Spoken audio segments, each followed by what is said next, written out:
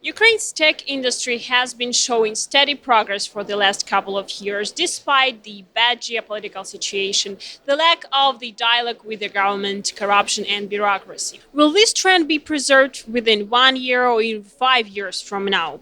We are at the Tiger Conference organized by the Ukrainian English language media Kyiv Post to find out just that. Tiger Conference is the annual event hosted by Kyiv Post. This year, for the fifth time, the top Ukrainian and international decision makers got together to discuss the strategic vision of where the country should be within 3 years from now. We have a very, let's be clear, bad geopolitical situation. And maybe we should advance such sectors as, for instance, military tech or medicine.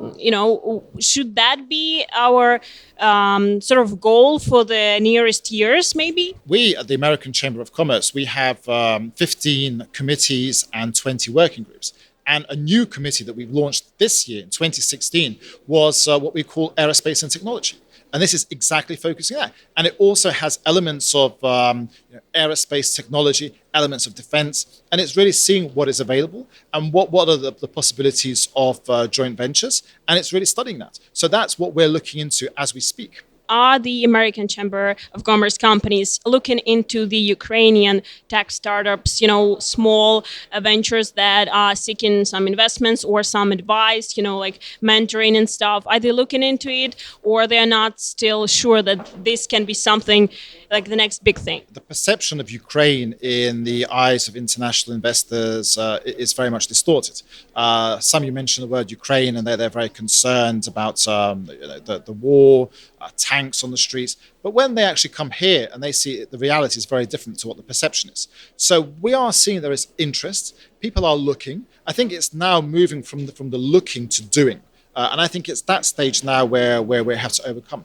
It's showing the success stories. We aren't always able to share the success stories. Why? Because some of the customers don't want to be associated that their products are being manufactured here in Ukraine. So that's also something that's holding us back. But there are many good success stories, which unfortunately we aren't always in a position to be able to further share and to further pass on to different audiences. The Ukrainian government is very slow in executing the laws that would untie hands for the Ukrainian tech industry. Who, in your opinion, should be in charge of this process? I think post-Maidan, Ukrainian leadership and country has become much more open than ever before. So I would certainly encourage the business, the tech industry experts to be even more proactive in lobbying their interests, because sometimes government officials with low salaries, with low motivation levels, now reform pace is slowing down, cannot find opportunities to deal with multiple issues that we have in this country. And unfortunately, the tech laws are not a priority because we have problems with rule of law, we have problems with all other types of deregulation and public procurement and theft at state-owned enterprises, not to mention decentralization and so on. So it is up to the industry experts to be more proactive, basically find out, realize who are their supporters within the government and within the parliament, and work with those people.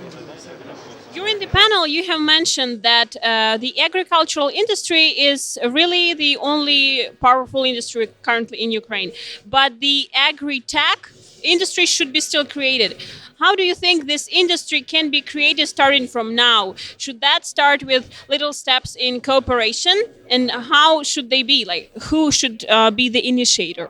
Actually, of course, private sector should be initiated. And talking about business, so to create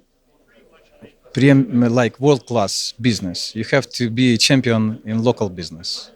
And we have huge home market in agriculture. And for every technology company, we have a huge agriculture market, which is not, very innovative yet. So, and that's why, I was talking about the cooperation between the government, between agri-sector and tech sector, to create new industry, which is agtech.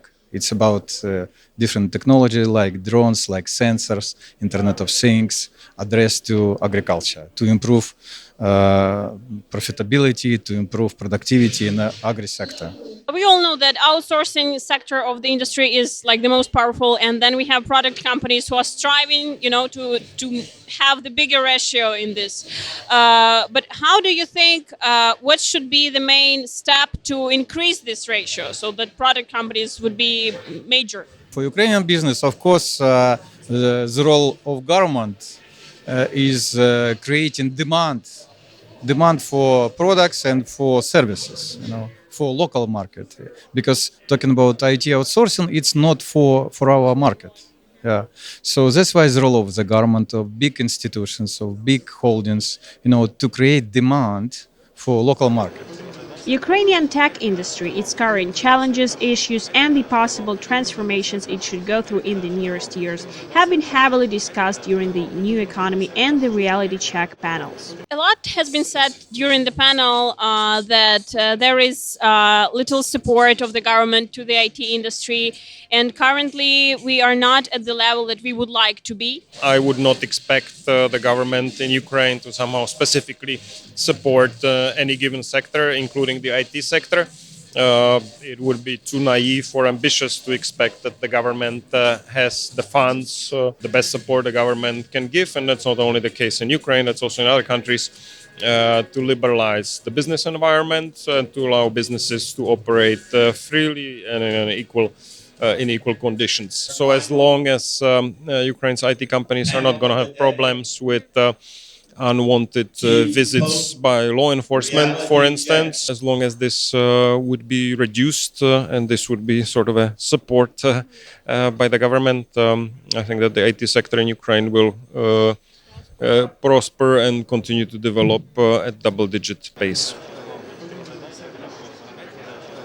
There are some thoughts floating in the tech industry that the image of Ukraine as a tech mecca of Europe can be brought higher if more product companies involved.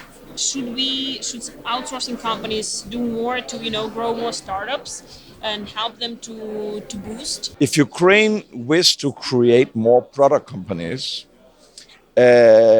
Ukraine needs to make some legal changes.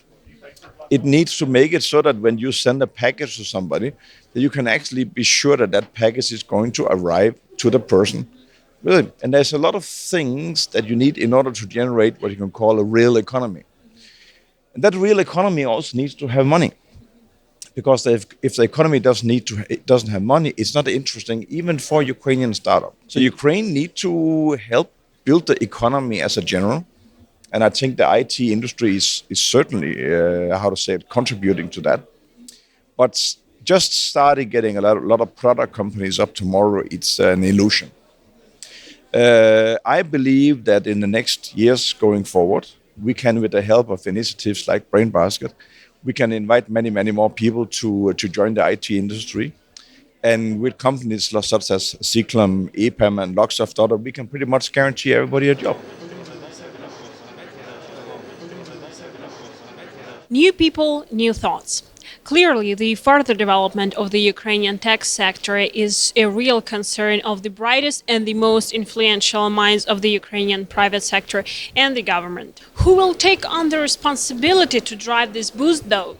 Maybe it's finally the time for the industry members themselves to unite and get stronger than ever to take us to the level we all deserve. It was Bojana Sheremeta for Brain TV at the Tiger Conference by Kyiv Post. See you soon.